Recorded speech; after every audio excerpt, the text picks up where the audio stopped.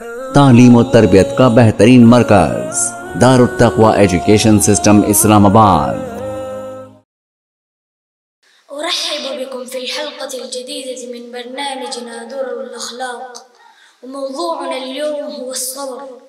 الصبر هو مفتاح الفرج وركيزة أساسية في تعاليم الإسلام.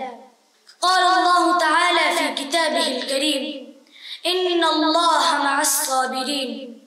الصبر ليس فقط تحمل المصاعب، بل هو قوة الإيمان والثقة بالله تعالى. قال النبي صلى الله عليه وسلم: عجبا لأمر المؤمن، إن أمره كله خير.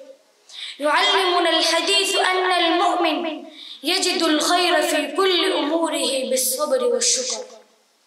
وقد كان النبي صلى الله عليه وسلم أصبر الناس، يحتمل الأذى في سبيل الدعوة إلى الله، وكان يدعو أصحابه إلى التمسك بالصبر.